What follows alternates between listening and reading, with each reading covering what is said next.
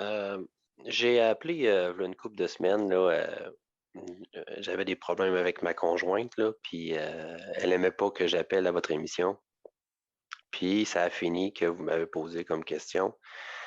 Ben, je me faisais lancer beaucoup d'ultimatums, là, que pourquoi on ne devrait pas accepter un ultimatum venant d'une femme.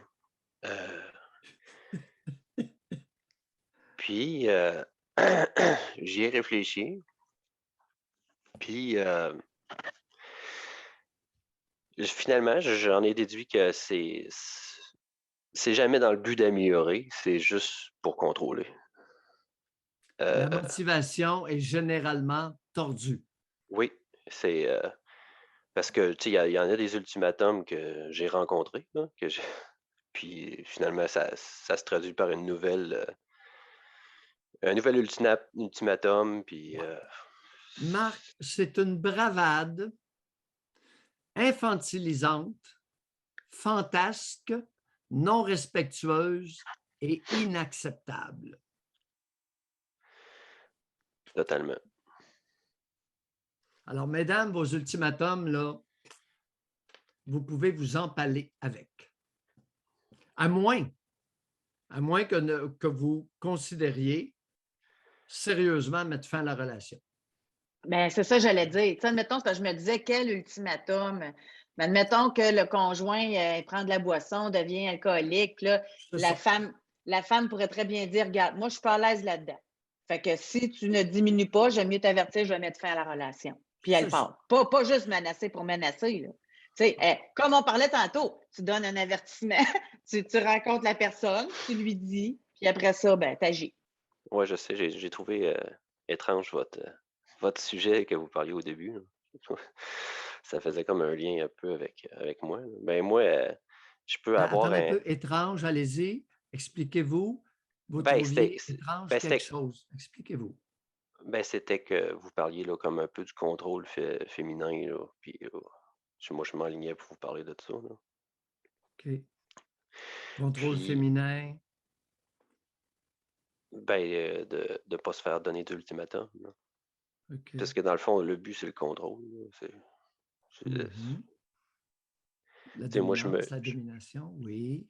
moi, je me suis fait tu sais, laisser là, une- des dizaines et des dizaines de fois là, marqué sur le frigidaire Out of my life, tu sais, forever, là. Puis après ça, ben, la journée d'après, elle se plaint qu'on n'a pas de projet commun, là. Je veux dire, Mais je peux-tu revenir à vous? absolument. Qu'est-ce qui fait que vous avez enduré ça, ces menaces-là? Ben là, présentement, il y a la famille, là. Euh, mais là, je, je,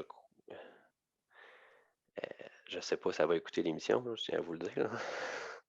Mais les enfants, là, c'est sûr que c'est moins évident, là. Les enfants, voyaient-tu ça, ces menaces-là, sur le frigo? Non, non, non. Ils sont trop petits encore. Non, non. Les enfants n'ont pas vu ça. Mais là, Alors, vous nous décrivez une personne qui possiblement se défoule sur vous. Est-ce absolu- que, absolument. bon, Mais ce qui est étrange, puis tu sais, euh, c'est ce qui rend en sorte là, quasiment toutes les communications impossibles, c'est qu'elle dit que c'est moi qui se défoule sur elle, là. Fait que là aussi, c'est comme si c'était moi le manipulateur. C'était, tu sais, là, si on se dit comme la même chose, ben non, j'ai plus l'impression que c'est toi, mais là, tu sais, ça donne comme rien, là, la communication. euh, une mise en garde, je ne sais pas jusqu'où ça s'applique à vous. Il est commun chez l'être humain, peu sophistiqué dans ses mécanismes de défense inconscients, d'utiliser deux mécanismes qu'on qualifie de primaires. Un, c'est le déni et l'autre, c'est le phénomène de projection.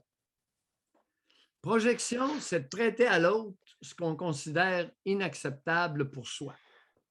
Alors, je considère que c'est inacceptable de me défouler sur mon conjoint. Je l'accuse de se défouler sur moi. projection. C'est tellement fréquent là, comme mécanisme de défense, ça en est épeurant. Ensuite, le déni. Combien de personnes, lorsqu'ils sont confrontés à ce qu'ils viennent de faire, ont fait il y a 10 ans ou il y a 30 ans, ben, j'ai jamais dit ça. Mais j'ai jamais fait ça. Je t'ai jamais frappé quand tu étais enfant. Jamais. Voyons. Des dénis, là, gros comme le bras. Ben non, docteur, je ne l'ai jamais poussé. Il a seulement fracturé la clavicule. Ces gens-là se croient. Radiographie à l'hôpital. Il a sacré une poussée dans l'escalier, est tombé, elle s'est pété à la clavicule. Ben, docteur, je n'ai jamais poussé. C'est enfoui, là. Puis avec une conviction, ben là, je suis pas un type comme ça. J'en ai tellement vu, là, tellement entendu. Puis des éléments confirmés. Exemple, le maire qui est poursuivi au civil pour une agression alléguée. Je vous donne un autre exemple de ce matin dans le journal. Alors, il y a eu une relation sexuelle. Martin Thibert, il y a eu une relation sexuelle avec une femme. Puis là, elle l'accuse de l'avoir contaminé à la chlamydia. En plus de l'avoir poigné à la gorge, il a foutu de la chlamydia dans les trompes de Fallope. Le gars dit, écoutez, j'ai jamais eu la chlamydia.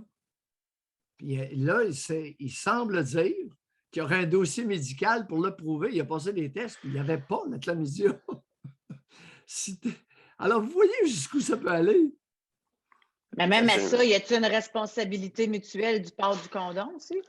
Non, mais là, au niveau de la chlamydia, par exemple, si tu sais que tu es porteur d'une maladie transmise sexuellement, puis tu copules sans condom. Oui, OK. Ouais, il aurait dû le dire. Il aurait dû le dire. Ouais. Ben, voyons. Mais là, rapports médicaux, on dit, lui et ses avocats entendent démontrer, rapports médicaux à l'appui, qu'il ne peut être à l'origine de la transmission d'une ITS. Alors là, la présumée victime s'est faite infecter d'une maladie transmise le soir par un autre que celui qu'elle accuse d'agression sexuelle. Disons que ça ne va pas bien à ça. Si c'est vrai, hey, le gars, il arrive, il a été vu, il a déjà passé des tests, tout ça, toujours clean, son même médecin de famille. À suivre. Ça va parler tantôt.